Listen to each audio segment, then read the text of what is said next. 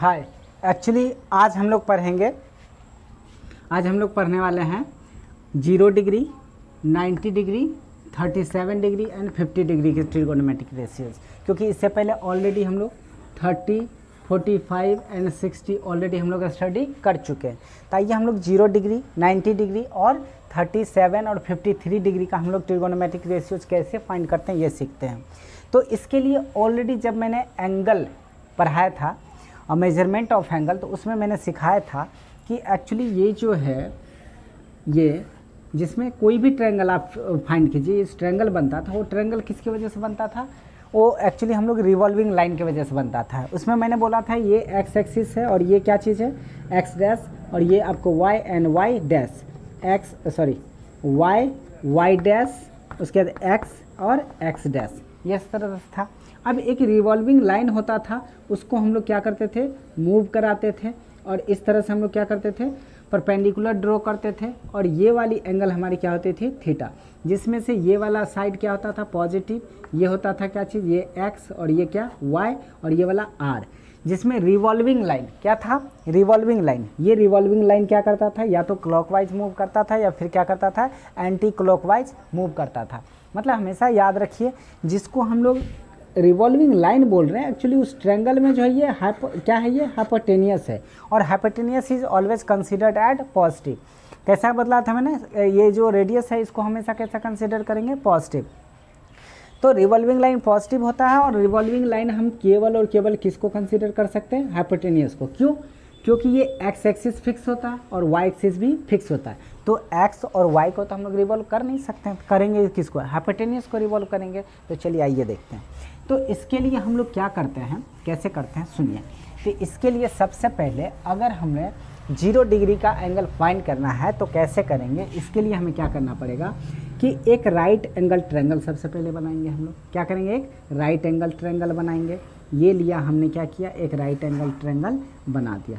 ये रहा एक राइट एंगल ट्रायंगल, ये रहा एक राइट एंगल ट्रायंगल। अब देखिए, मैंने बोला या तो आप इसको रिवॉल्व करवाएंगे, या तो ऐसे ट्रायंगल बनाइए, या ऐसे के भी बना लीजिए, और ज़्यादा आपको समझने में आसान होगा। मान लो कि ये एक ट्रायंगल ले लेते हैं, ये एक ट्रायंगल ले लिए, ये एक ये एक बेस हो गया, ठीक, और ये आपका क्या हो गया, हाइपोटेनियस, ठीक। इस तरह से ये क्या हो गया, ट्रायंगल बन गया। ये एंगल आपका कितना डिग्री का, 90। इसका नाम कुछ भी रख लो, ए, बी और C. At angle B equal to कितना रखा हमने, 90 डिग्री। एक राइट एंगल ट्रायंगल है, ठीक। अब इसमें हमें फाइंड करना है कितना का एंगल, 0 डिग्री का। अब आपको समझना है कि आप 0 डिग्री किसको बोलेंगे, इसको बोले या इसको। तो ये इसको तो बोल ही नहीं सकते आप, क्यों, क्योंकि ऑलरेडी 90 डिग्री ले चुके हैं। तो आप या तो इसको कंसीडर करेंगे या फिर इसको कंसीडर करेंगे। तो आप दोनों में से किसी को भी 0 डिग्री बना सकते हैं, उससे कोई फ़र्क नहीं पड़ता। मान लो कि ये परपेंडिकुलर है, ये बेस है, और ये क्या है, हाइपोटेनियस, इससे भी कोई फ़र्क नहीं पड़ता। आप A B, B C, A B ये भी कंसीडर कर सकते हैं। तो बताइए कि आप ये जो है, अगर इसको हम लोग एक्सिस से अगर देखें, यहाँ से अगर लाइन आगे ड्रॉ कर दीजिए, यहाँ से इसको कर दीजिए, तो ये वाई एक्सिस हो जाएगा और ये एक्स एक्सिस हो जाएगा। या उस साइड बना दीजिए पॉजिटिव डायरेक्शन में, तो उससे कोई फ़र्क नहीं पड़ता है। या यहाँ से आप एक्सिस बना लो, यहाँ से एक्सिस बना लीजिए, यहाँ से एक्सिस बना लीजिए, तो ये हो जाएगा आपका क्या चीज़, एक्स, और ये हो जाएगा वाई। तो जितना बड़ा ये उसके पैरेलल ये है, तो ये वाई हो जाएगा। तो इस हिसाब से आप अगर इसको देखें तो आप ये वाला जिसको आप बेस बोल रहे हैं और परपेंडिकुलर, ये तो आपका क्या, एक्स और वाई एक्सिस है। इसको तो आप मूव ही नहीं कर सकते हैं। मूव कर सकते हैं केवल और केवल किसको, इस हाइपोटेनियस को। किसको कर सकते हैं, हाइपोटेनियस। अब सुनिए, मान लो कि हमें इस एंगल को थीटा कंसीडर करते हैं। इस एंगल को क्या कंसीडर करते हैं, थीटा। और थीटा आपको कितना चाहिए, 0 डिग्री। मतलब इस एंगल को आपको बनाना है कितना डिग्री, 0 डिग्री। कितना बनाना है, 0। तो 0 बनाएंगे कैसे, 0 बनाने के लिए इसे क्या करना पड़ेगा, हमारा ट्रायंगल देखिए, यहाँ कुछ रफ में मैं बना रहा हूँ, यहाँ पर कुछ इस टाइप के क्या है आपका ट्रायंगल है, कुछ इस टाइप के क्या है ट्रायंगल। तो इसमें क्या करते हैं हम, इसको बनाना है आपको क्या चीज़, 0। तो 0 बनाने के लिए हम लोग क्या करेंगे, ये जो आपका हाइपोटेनियस, इसको क्या करेंगे, रिवॉल्विंग लाइन, इसको रिवॉल्व करेंगे। क्या करेंगे, रिवॉल्व। देखिए तो रिवॉल्व किधर करेंगे, अगर इधर करते हैं रिवॉल्व, तो बताइए ये एंगल और इंक्रीज़ करेगा कि डिक्रीज़ करेगा, इंक्रीज करेगा। तो इधर अगर रिवॉल्व करते जाएंगे तो ये एंगल 0 तो कभी होगा ही नहीं, ये कितना हो जाएगा बताइए, और इंक्रीज ही कर जाएगा। क्या कर जाएगा, और इंक्रीज कर जाएगा। तो इसके लिए हम लोग क्या करेंगे, ये जो रिवॉल्विंग लाइन है, इस रिवॉल्विंग लाइन को इधर क्या नाम है मूव करवाने के वजह, इस रिवॉल्विंग लाइन को हम लोग क्या करना होगा, इस रिवॉल्विंग लाइन को कुछ इस डायरेक्शन में रिवॉल्व करना पड़ेगा। इस डायरेक्शन में रिवॉल्व करने से क्या होगा देखिए, तो जैसे इस रिवॉल्व करके यहाँ पर लाते हैं इसको, तो ये वाली साइड धीरे धीरे क्या हो जाएगी, वनिश होते चली जाएगी, ख़त्म होते चला जाएगा। अब कुछ ऐसा ट्रायंगल, फिर इसको और थोड़ा सा इधर लाएंगे तो ये वाला साइड फिर और कम होते, देखिए ये वाला ट्रायंगल ख़त्म होते जा रहा, बचेगा ऐसा ट्रायंगल। अब ये जो एंगल था, ये एंगल को गौर से देखें तो ये एंगल भी आपका जो है पहले इतना बड़ा था, अब इतना हुआ, अब इतना हुआ, ये भी एंगल डिक्रीज होते जा रहा है। क्या होते जा रहा है, डिक्रीज। यानी कि इसको अगर रिवॉल्व करवाना शुरू करें, ऐसे अगर रिवॉल्व करवाना शुरू करें, इस तरह से कुछ अगर इसको ऐसे रिवॉल्व करवाना शुरू कीजिएगा तो ये फाइनली घूमते घूमते घूमते जो है ये वाला जो साइड है, ये वाला साइड, ये वाला जिसको आप हाइपोटेनियस बोल रहे हैं, हाइपोटेनियस फाइनली जब इसको कॉन्साइड करेगा तो ये एंगल कितना हो जाएगा, 0। बट ये जो साइड अगर इसको कॉन्साइड करेगा तो उस केस में ये जो हाइपोटेनियस है, हाइपोटेनियस इसको कॉन्साइड करेगा तो ये खुद ही एक लाइन बन जाएगा। मतलब कि जो जिसको हम बेस बोल रहे हैं वो बेस रहेगा ही नहीं, खुद एक जब लाइन बनेगा तो क्या हो जाएगा, जब लाइन बन जाएगा तो जो बेस था वही हाइपोटेनियस रह जाएगा। अब अगर मान लो कि ये है क्या चीज़, बेस, और इसी पे एक और मान लीजिए बड़ा ही क्यों ना हो, और अगर थोड़ा सा बड़ा करके एक हाइपोटेनियस भी ड्रॉ कर दे, तब इसमें बेस किसको बोलेंगे, हाइपोटेनियस किसको बोलेंगे, दोनों तो सेम ही चीज़ हो जाएगा। तो कॉन्साइड करने के बाद दोनों क्या हो जाएगा, इक्वल हो जाएगा।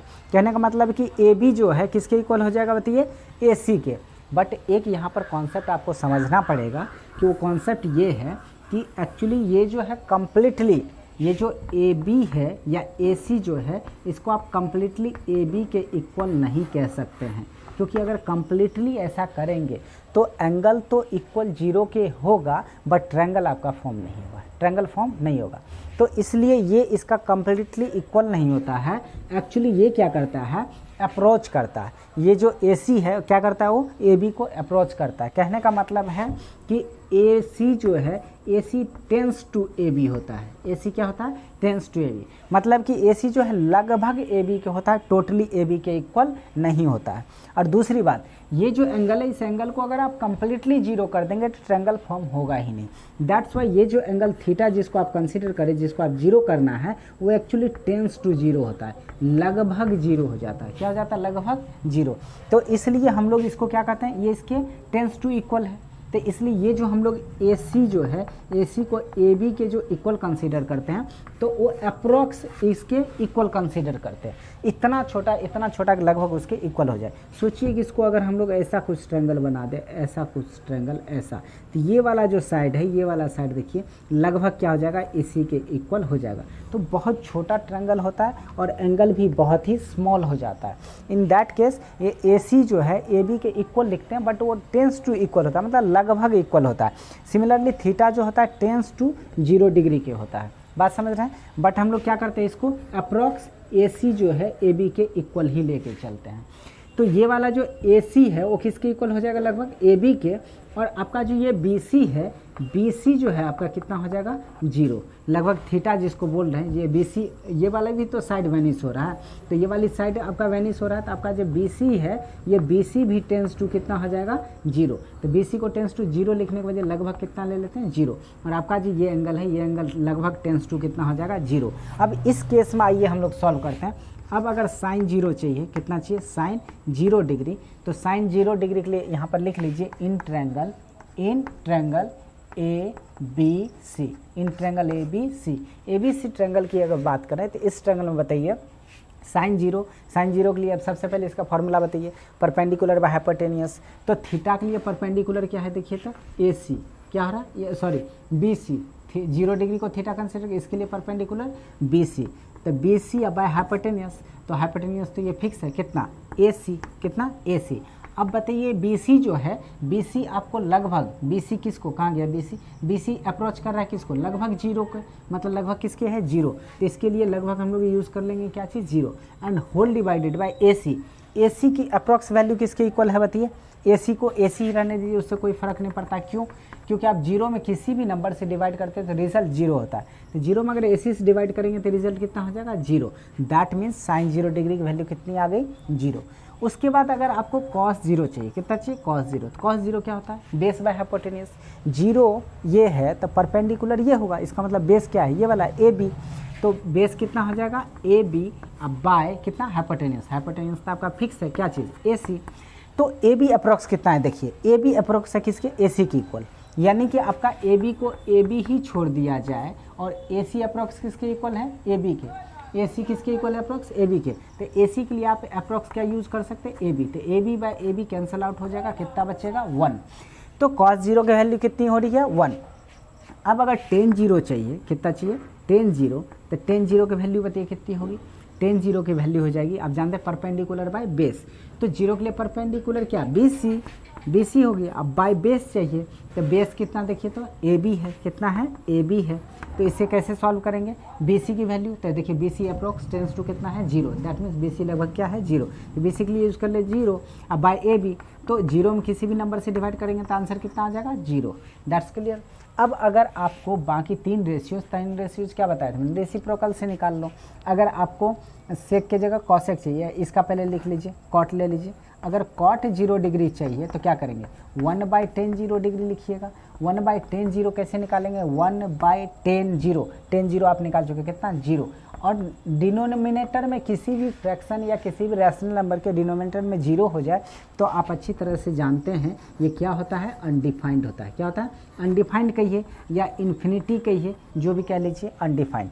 तो cos 0 कितना हो जाएगा? अनडिफाइंड। उसके बाद क्या चाहिए? सेक 0 चाहिए। कितना चाहिए? सेक 0।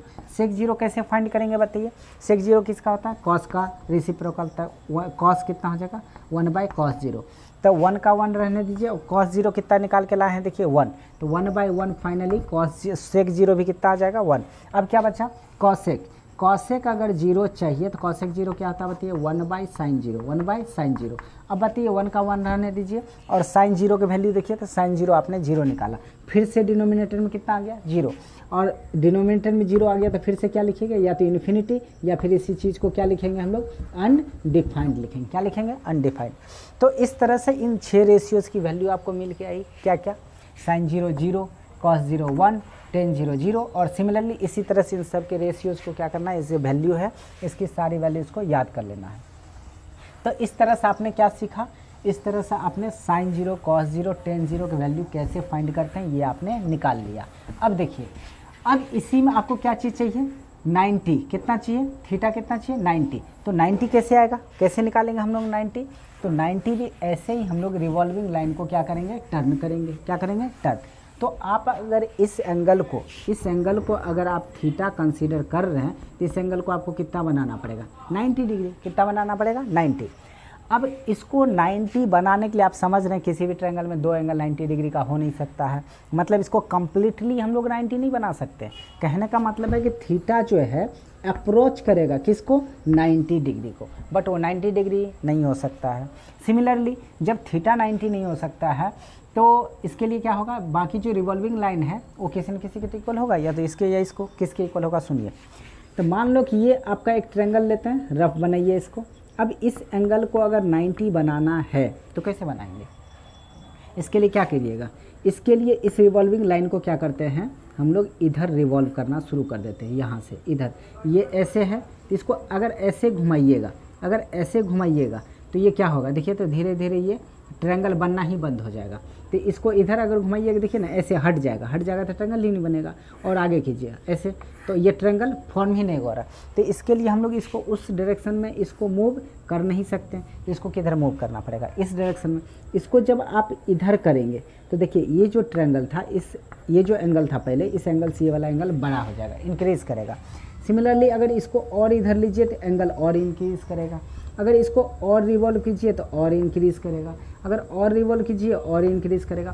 फाइनली जब इस साइड को रिवॉल्व कर करके इसके बहुत ही अगर करीब लाएंगे, इसके बहुत ही नियर लाएंगे, तो ये वाला जो एंगल है, ये वाला एंगल अप्रॉक्स कितना हो जाएगा? 90 डिग्री। 90 कंप्लीट नहीं करना है, क्योंकि अगर 90 करिएगा तो ये तो टोटली क्या हो जाएगा? साइड हो जाएगा। यानी एक लेंथ बन जाएगा, ये क्या बन जाएगा, लेंथ बन जाएगा। सिमिलरली फिर से ये वाला जो साइड है इस बार किसको, BC को कौन साइड करेगा। कहने का मतलब है कि आपका जो AC है, आपका जो AC है वो टेंस टू इक्वल हो जाएगा किसके बताइए, तो इस बार BC के इक्वल हो जाएगा, किसके भी, क्योंकि इसको 90 करना है तो इसको कैसे मूव करेंगे, ऐसे मूव करेंगे। अब फाइनली जब अप्रॉक्स इसके नज़दीक ले आएंगे, इसके नज़दीक, तो ये लगभग कितना हो जाएगा, 90 डिग्री का हो जाएगा, और ये इसको क्या करेगा, कोइंसाइड करेगा। तो अप्रॉक्स कह सकते हैं कि ये जो AC है, AC किसके इक्वल हो जाएगा, लगभग BC के। तो AC लगभग इक्वल हो जाएगा किसके, BC के। और दूसरी बात, थीटा टेंस टू किसके, 90 के। और ये जो AC है, ये देखिए, ये जब ये वाला रिवॉल्व करके जब यहाँ आया होगा तो ये वाला पार्ट तो ख़त्म। अब फाइनली जब यहाँ आया होगा तो ये वाला पार्ट ख़त्म, सिमिलरली यहाँ ये का ख़त्म, ऐसे फिनिश होते होते फाइनली ये वाला जो था, ये जो आपका AB है, AB टेंस टू कितना हो जा रहा होगा, लगभग 0। AB टेंस टू कितना हो जाएगा बताइए, 0।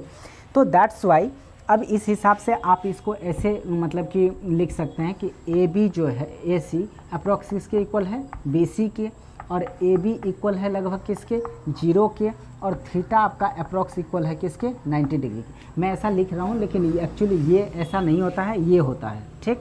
तो वो आपको समझने के लिए कि हाँ उसके इक्वल यूज़ कर रहे थे। अप्रॉक्स कहने का मतलब थीटा टेंस टू 90 के मतलब है कि थीटा लगभग 90 के बराबर है, बट एग्जैक्ट 90 नहीं है। AC जो है लगभग किसके, मतलब कि टेंस टू BC के मतलब क्या, लगभग BC के इक्वल है, बट BC के इक्वल नहीं है, क्योंकि आप जान रहे हैं कि थीटा 90 हो गया तो एक ट्रायंगल में डबल 90 डिग्री कैसे हो सकता है, पॉसिबल ही नहीं है। अब आइए इसके अप्रोच से हम लोग क्या करते हैं, अगर आपको साइन 90 चाहिए, कितना चाहिए, साइन 90, अगर साइन 90 चाहिए तो साइन 90 डिग्री कैसे फाइंड करेंगे बताइए। सबसे पहले तो आप ये जानिए कि साइन थीटा क्या होता है, बेस बाय हाइपोटेनियस होता है, नहीं, साइन थीटा कितना होता है, परपेंडिकुलर बाय हाइपोटेनियस। तो साइन थीटा के लिए परपेंडिकुलर बाय जब हाइपोटेनियस होता है तो परपेंडिकुलर खोजिए, 90 के लिए परपेंडिकुलर कौन है, BC। तो BC की वैल्यू देखिए, BC, तो BC को कितना लिखेंगे, BC को BC ही लिख दीजिए। अब बाय कितना लिखेंगे, उसके बाद सॉरी BC ना कितना है, साइन थीटा क्या, perpendicular by hypotenuse, perpendicular by hypotenuse. तब परपेंडिकुलर क्या, सॉरी थीटा ये है 90, ये इसको आपने 90 करा तो इसके लिए परपेंडिकुलर कौन सा हो जाएगा, BC हो जाएगा। अब बाय हाइपोटेनियस, तो साइन 90 चाहिए आपको, तो साइन 90 के लिए क्या, परपेंडिकुलर बाय हाइपोटेनियस। तो परपेंडिकुलर बाय हाइपोटेनियस, परपेंडिकुलर इसमें क्या होगा बताइए, तो थीटा के लिए ये थीटा, परपेंडिकुलर ये यानी कि BC। अब BC या बाय हाइपोटेनियस कितना है देखिए, तो AC, तो हाइपोटेनस कितना, AC। अब बताइए आपका जो AC है अप्रॉक्स टेंस टू किसके है, BC के, मतलब BC तो BC ही छोड़ दीजिए, और ये जो AC है, AC अप्रॉक्स आप किसके लिख सकते हैं बताइए, तो BC के। तो BC by BC cancel out, that will be 1, यानी कि साइन 90 कितना होता है, 1। अब अगर आपको cos 90 चाहिए, कितना चाहिए, cos 90, तो क्या होगा, बेस बाय हाइपोटेनियस। अब 90 ये, इसका अपोजिट ये परपेंडिकुलर, तो बेस कौन हो जाएगा, AB हो जाएगा, क्या हो जाएगा, AB, कितना हो जाएगा, AB। अब बाय AB, अब बाय कितना, हाइपोटेनस कितना होती है, AC, और AB अप्रोच कर रहा है किसको, 0 को, तो AB के लिए क्या यूज़ कर सकते हैं, 0। अब बाय AC की वैल्यू AC ही रहने दीजिए, क्योंकि 0 में किसी भी नंबर से आप डिवाइड करेंगे तो रिजल्ट कितना आएगा, 0 आ जाएगा, कितना आ जाएगा, 0। अब 0 बाय AC कितना हो जाएगा बताइए, 0। दैट मीन्स ये जो cos 90 है, cos 90 की वैल्यू कितनी हो जाएगी, 0। सिमिलरली अगर आपको tan 90 चाहिए, कितना चाहिए, tan 90, तो tan 90 कैसे निकालेंगे बताइए, tan 90 के लिए क्या चाहिए, परपेंडिकुलर बाय बेस। तो 90 के लिए परपेंडिकुलर क्या हो जाएगा बताइए, BC, और BC बाय क्या चीज़, बेस कितना है, AB। तो BC तो BC ही रहने दीजिए, और AB किसको अप्रोच कर रहा है, 0 को। अब किसी भी डिनोमिनेटर में 0 आ गया, इसका मतलब आप समझ रहे हैं क्या हो जाएगा, ये या तो इन्फिनिटी लिख दीजिए, या इसी चीज़ को क्या लिख सकते हैं, अनडिफाइंड लिख सकते हैं, ये क्या हो जाएगा, अनडिफाइंड हो जाएगा। उसके बाद सिमिलरली बाकी ट्रिग्नोमेट्रिक रेशियोज़ के लिए क्या करेंगे, इसका रेसिप्रोकल, यानी कि 10 की जगह क्या चीज़ चाहिए, कॉट अगर 90 चाहिए तो कॉट 90 क्या लिखेंगे बताइए, 1/10 90, 1/10 90, तो 1/1 और 10 90 आप निकाल चुके, कितना, 0, या इन्फिनिटी कह सकते हैं, क्या कह सकते हैं, इन्फिनिटी। तो 1/इन्फिनिटी, या दूसरे भाषा में इसको ऐसे समझिए, अगर इसमें आपको समझने में प्रॉब्लम हो रहा है तो इसको ऐसे समझ सकते हैं। कॉट 90 के लिए बताइए क्या चाहिए, बेस बाय हाइपोटेनियस, तो बेस बाय अगर हाइपोटेनियस निकालते हैं तो कितना हो जाएगा बताइए, बेस के लिए क्या चीज़, देखिए थीटा 90 है, ये परपेंडिकुलर बेस कितना है, AB, और AB बाय क्या लिखेंगे, बेस बाय सॉरी वो था परपेंडिकुलर बाय हाइपोटेनियस, और ये क्या हो जाएगा base by perpendicular by base, और ये बेस बाय परपेंडिकुलर। तो बेस कितना ए बी, बाय परपेंडिकुलर कितना बी सी। अब बताइए ए बी अप्रोक्स किसके कर रहा है, किसको अप्रोच कर रहा है, जीरो के, और जीरो बाय बी सी कितना था बताइए, बी सी ही रहने दीजिए, तो zero by B C approx B C. अब सवाल आपको उससे समझिए। अब इसके लिए हम लोग क्या किए थे, इस कॉट 90 के लिए क्या किए थे, 1/1090 किए थे, 1/1090। तो 1 बाय और 1090 कितना निकाल रखा था हमने, इन्फिनिटी। अब बताइए जब आप किसी भी 1 में अगर इन्फिनिटी से डिवाइड करेंगे, इन्फिनिटी मतलब समझ रहे हैं आप, इन्फिनिटी मतलब कोई भी बड़ा से बड़ा नंबर, अगर 1 में बड़ा से बड़ा नंबर से अगर डिवाइड करेंगे तो वो कितना वैल्यू आएगा, 0.00000 समथिंग, मतलब कि अप्रॉक्स वो किसके इक्वल आ जाएगा, लगभग 0 के इक्वल आ जाएगा। तो 1/इन्फिनिटी भी आप 0 लिख सकते हैं। तो आप ऐसे समझिए या ऐसे, जैसे आप समझें। तो एक ये हो गया। उसके बाद लास्ट वन जो आपको और क्या है, सेक 90, क्या चीज़ चाहिए, सेक 90। तो सेक 90 कितना होता है बताइए, 1/cos 90, 1/cos 90। तो 1 का 1 रखिए, cos 90 देखिए कितना निकाल चुके हैं, 0। तो 1/0 फिर से क्या चीज़, इन्फिनिटी कह लीजिए, अनडिफाइंड कर लीजिए, मीनिंगलेस कह लीजिए। उसके बाद मीनिंगलेस तो नहीं, अनडिफाइंड कहिए, इन्फिनिटी। उसके बाद सेक की जगह क्या चीज़, कॉसेक चाहिए, कितना चाहिए, कॉसेक 90। कॉसेक 90 को क्या लिखेंगे बताइए, 1/sin 90, 1/sin 90। तो बताइए 1/sin 90 कितना है, 1। तो 1/1 कितना हो जाएगा, 1। तो इस तरह से आप इसके 90 के भी सारे वैल्यूज़ निकाल चुके। एंड नाउ आपको किसका चाहिए बताइए, 37 एंड 53 डिग्री का, 37 एंड 53 डिग्री का। इसका कैसे निकालते हैं सुनिए। देखिए इसके लिए साइंटिस्ट ने या कह सकते हैं मैथमेटिशियन ने क्या किया, एक ट्रायंगल बनाया। क्या किया, एक ट्रायंगल बनाया।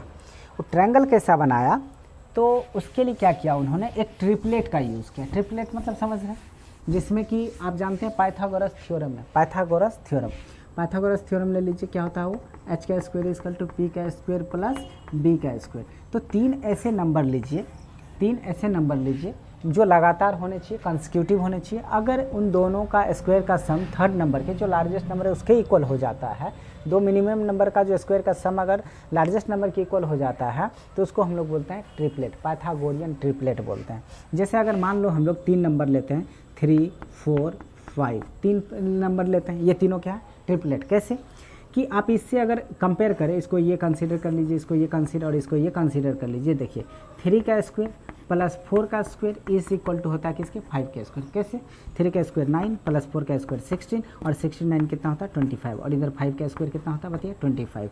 तो ये 3, 4, 5 क्या हो गया, पाइथागोरियन ट्रिपलेट हो गया। पाइथागोरियन क्या हो गया, ट्रिपलेट। अब सवाल ये है, ये जो पाइथागोरियन ट्रिपलेट है ये किसके लिए, पाइथागोरस थ्योरम को फॉलो कर रहा है, मतलब राइट एंगल ट्रायंगल। तो मैथमेटिशियन ने क्या किया, एक राइट एंगल ट्रायंगल ऐसे फॉर्म किया। राइट एंगल ट्रायंगल क्या किया, एक फॉर्म किया। क्योंकि एक को थोड़ा सा बड़ा कर लीजिए, ऐसे राइट एंगल ट्रायंगल क्या किया, एक फॉर्म किया, ऐसे फॉर्म किया। अब ये थोड़ा छोटा, इसको मैंने थोड़ा सा क्या किया, बड़ा। क्यों, क्योंकि देखिए इसमें एक 30 डिग्री है, 37 डिग्री और दूसरा 53 डिग्री है। और आप ऑलरेडी ये स्टडी कर चुके हैं कि जो भी ट्रायंगल होता है उसमें जो ग्रेटर एंगल होता है उसका जो अपोजिट साइड होता है वो क्या होता है, ग्रेटर होता है। और स्मॉलर एंगल का जो अपोजिट साइड होता है वो क्या होता है, स्मॉलर होता है। चलिए ये तो सीख गए। अब ये राइट एंगल ट्रायंगल है, at angle this much is right angle. Consider कुछ भी कर लो आप, ए बी एंड सी। तो मान लो कि एट एंगल ए जो है कितना डिग्री का है, 90 डिग्री का। ए एंगल कितना का दे रखा है, 90 डिग्री का। अब एक तो एंगल 90 का फिक्स है राइट एंगल ट्रायंगल में। उसके बाद जो स्मॉलर साइड है, ये मान लो कि ग्रेटर साइड है, तो इस स्मॉलर साइड है तो इसको 3 यूनिट कंसीडर कर लिया, कोई भी ले सकते हैं 3 यूनिट। ये ले लिया कितना, 4 यूनिट। तो आप जान रहे हैं अगर ये 3 है और ये 4 है तो बाय पाइथागोरस थ्योरम ये कितना हो जाएगा, 5 हो जाएगा। इसको करके भी देख सकते हैं। अगर इससे भी अगर हाइपोटेनियस आपको चाहिए और बेस और परपेंडिकुलर आपको 3, 4 दे रखा है, तो हाइपोटेनियस का स्क्वायर इक्वल टू कितना करेंगे, मतलब 3 का स्क्वायर प्लस 4 का स्क्वायर। तो एच स्क्वायर इक्वल टू कितना हो जाएगा, 3 का स्क्वायर 9 प्लस 4 का स्क्वायर 16। तो एच स्क्वायर इक्वल टू कितना हो जाएगा बताइए 25। तो एच इक्वल टू कितना हो जाएगा बताइए √25, दैट इज़ 5। तो इस तरह से आप क्या निकाल सकते हैं, इसकी वैल्यू 5 निकाल सकते हैं। तो उन्होंने एक ट्रायंगल बनाया और जब इस एंगल को मेजर किया और इस एंगल को मेजर किया तो उसने फाउंड किया, उसने पाया उसको ऐसा देखा कि ये जो 3 है, जो स्मॉलर साइड है, इसका जो अपोजिट एंगल है वो स्मॉलर है और वो इक्वल है कितना के 37 डिग्री। कितना के इक्वल है 37 डिग्री। एंड जब ये जो 4 था, 4 का जो अपोजिट एंगल है, 4 ये जो साइड जिसकी लेंथ 4 है, इसकी जो अपोजिट एंगल है उसको जब मेजर किया तो उसने देखा कितना है 53 डिग्री। कितना डिग्री है 53 डिग्री। अब इस ट्रायंगल में आपको दो एंगल पता चल गया है, कौन कौन से 37 डिग्री और 53 डिग्री। वैसे भी याद रखेंगे कोई भी राइट एंगल ट्रायंगल में कोई नहीं है कि ये ही 4 होगा। ये अगर 4 हो गया, ये तो थोड़ा सा छोटा कीजिए इसको, ये अगर मान लीजिए राइट एंगल ट्रायंगल है, ये अगर 4 हो जाए और ये कितना हो जाए 3 हो जाए, तो ये जानते हैं कितना होगा 5, ये राइट एंगल। तो उस केस में ये 4 का जो अपोजिट एंगल है ये हो जाएगा 53 डिग्री और 3 का जो अपोजिट ये कितना 37 डिग्री। तो ये हमेशा याद रखिएगा, ये ऐसा ही होता है। ये प्रैक्टिकल भी है और भी थियोरेटिकल तरीके से भी कर सकते हैं, बट फिलहाल इसको ऐसे ही समझिए। तो इस ट्रायंगल को 3, 4, 5 वाला ट्रायंगल याद रखेंगे, जिसमें 4 का अपोजिट एंगल होता है 53 डिग्री और 3 जो साइड 3 होता है लेंथ में, उसका अपोजिट एंगल होता है 37 डिग्री। अब इसमें मान लीजिए 30 डिग्री से ये 37 निकालना है, तो साइन कितना चाहिए आपको बताइए, साइन 37 डिग्री। तो आप जानते हैं परपेंडिकुलर बाय क्या होता है, हाइपोटेनियस। तो 37 के लिए परपेंडिकुलर कितना हो जाएगा बताइए 3, अब बाय हाइपोटेनस कितना हो जाएगा बताइए 5, यानी कि साइन 37 कितना हो गया 3/5। अगर कॉस 37 चाहिए, क्या चाहिए कॉस 37, तो कॉस 30 बेस बाय हाइपोटेनस 37 के लिए परपेंडिकुलर, तो बेस कितना हो जाएगा बताइए 4, अब बाय हाइपोटेनस कितना 5, तो कॉस 37 4/5। सिमिलरली अगर tan 30 चाहिए, tan 37 चाहिए, तो tan कितना base by perpendicular by base, तो 37 के लिए परपेंडिकुलर कितना हो जाएगा बताइए 3, अब बाय बेस कितना हो जाएगा बताइए 4, तो 3 हो गया 4। सिमिलरली अगर कॉट चाहिए, कितना चाहिए कॉट 37, कॉट 37 किसका 10 का रेसिप्रोकल, मतलब ये 3/4 है, तो ये कितना हो जाएगा बताइए 4/3। सिमिलरली अगर सेक 37 चाहिए, सेक 37 चाहिए, तो सेक किसका बता बताइए कॉस का, तो कॉस 37 4/5 है, तो सेक कितना हो जाएगा बताइए 5/4। सिमिलरली अगर कॉसेक 37 चाहिए, तो कॉसेक 37 कितना हो जाएगा बताइए, ये कॉसेक कितना साइन का रेसिप्रोकल, साइन 37 3/5, तो ये कितना हो जाएगा 5/3। तो इस तरह से जितने भी 6 ट्रिगोनोमेट्रिक रेशियोज हैं ऑफ 37 डिग्री वो फाइंड कर सकते हैं। सिमिलरली अगर आपको 37 का फाइंड कर लिए, इसी तरह से अगर आपको 53 का चाहिए तो साइन 53 भी निकाल सकते हैं। साइन 53 के लिए क्या करेंगे, साइन 53 डिग्री के लिए क्या करेंगे बताइए, साइन परपेंडिकुलर बाय हाइपोटेनस, तो 53 के लिए परपेंडिकुलर ये दैट इज़ 4, कितना 4, अब बाई कितना करेंगे बताइए, तो 4 बाय हाइपोटेनस कितना है बताइए 5, तो 4 बाय कितना हो गया 5। उसके बाद साइन की जगह कॉस चाहिए, तो कॉस कितना लेंगे बताइए, तो 53 डिग्री, तो कॉस 53 डिग्री कितना बेस बाय हाइपोटेनस, तो 53 के लिए देखिए परपेंडिकुलर ये बेस कितना हो जाएगा 3 बाय बताइए 5, 3 बाय हाइपोटेनस कितना 5। सिमिलरली कॉस साइन हो गया, कॉस हो गया, अब क्या चाहिए 10, तो tan 53 चाहिए, तो कितना परपेंडिकुलर बाय बेस, तो इसके लिए देखिए 53 के लिए परपेंडिकुलर कितना 4, अब बाय बेस कितना 3। उसके बाद 10 हो गया, अब कॉट चाहिए, कॉट 53 कितना इसी का रेसिप्रोकल, तो इसको पलट दीजिए कितना 3/4। उसके बाद क्या चीज़ चाहिए सेक, सेक अगर 53 डिग्री चाहिए तो क्या करेंगे, सेक किसका इसका रेसिप्रोकल, ये 3/5 रहती है, कितना हो जाएगा 5/3।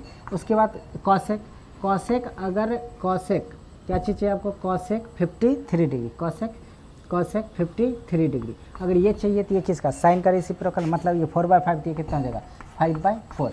इस तरह से आप जितने भी ट्रिगोनोमेट्रिक रेशियोज हैं 37 डिग्री 53 डिग्री, इस तरह से आप क्या कर सकते हैं फाइंड आउट कर सकते हैं, इस तरह से फाइंड आउट कर सकते हैं। यहाँ तक तो कोई प्रॉब्लम नहीं है।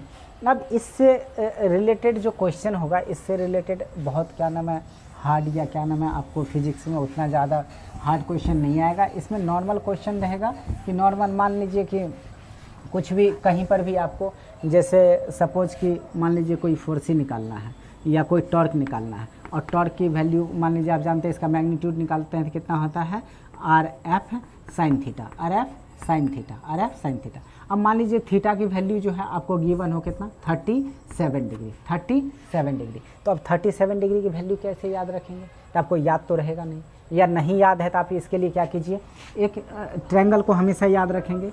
ये क्या कीजिए राइट एंगल ट्रायंगल, ये मान लीजिए 37 डिग्री, ये कितना ले लीजिए बताइए 53 डिग्री। और याद रखेंगे मैंने क्या सिखाया, जो ग्रेटर एंगल है उसका अपोजिट साइड कितना बड़ा 4 और इसका अपोजिट 3 और ये वाला 5 फिक्स है, ये 90 डिग्री। तो अब बताइए साइन 30 चाहिए 37, ये ट्रायंगल बस याद रखना है। तो साइन 30 चाहिए 7 चाहिए, तो बताइए 37 के लिए परपेंडिकुलर बाय हाइपोटेन्यूज, तो 37 के लिए परपेंडिकुलर कौन 3 अब बाय कितना हो जाएगा बताइए हाइपोटेन्यूज कितना 5। और दूसरी बात इसको ऐसे ही याद रखिए, बताइए 37 और 53 में ग्रेटर कौन, ग्रेटर ये, तो इसका अपोजिट साइड कितना हो जाएगा बताइए 4, मतलब परपेंडिकुलर 4। इसका अपोजिट साइड ये स्मॉलर है तो इसके लिए अपोजिट साइड कितना स्मॉलर। याद रखिएगा साइन अगर 37 स्मॉलर एंगल है तो यहाँ पर स्मॉलर साइड होगा। हाइपोटेन्यूज तो दोनों में होता है, कॉस में भी होता है और साइन में भी होता है। अगर 37 तो 3/5। अगर मान लीजिए यही साइन 53 रहता तो साइन 53 में बताइए क्या, ये ग्रेटर एंगल है तो यहाँ पर 4/5 याद रखेंगे। साइन में क्या होता है, जो बड़ा एंगल है उसके लिए बड़ा और यहाँ जो छोटा है तो उसके लिए छोटा परपेंडिकुलर, याद रखेंगे। कॉस में क्या होगा, अगर कॉस 37 चाहिए, देखिए कॉस 37 चाहिए तो कॉस 37 में देखिए तो कितना, कॉस 37 के लिए क्या परपेंडिकुलर 3 तो बेस कितना हो जाएगा 4 अब बाय कितना 5। और उसके बाद कॉस अगर 53 चाहिए, कॉस 53 के लिए देखिए तो 53 के लिए ये परपेंडिकुलर ये तो बेस कितना 3 अब बाय कितना 5। अब इसमें देखिए उल्टा, जो आपका 37 स्मॉलर है उसके बड़ा आ रहा है यहाँ पर, और जो यहाँ पर ग्रेटर है, जो क्या है ग्रेटर है उसके लिए स्मॉलर आ रहा है। तो याद रखेंगे साइन वाला में स्मॉलर एंगल के स्मॉलर लेंगे और ग्रेटर एंगल के लिए यहाँ ग्रेटर परपेंडिकुलर लेंगे। और क्या नाम है, अगर कॉस रहेगा तो कॉस में अगर स्मॉलर है तो ग्रेटर लेंगे, और अगर सॉरी लाइट चला गया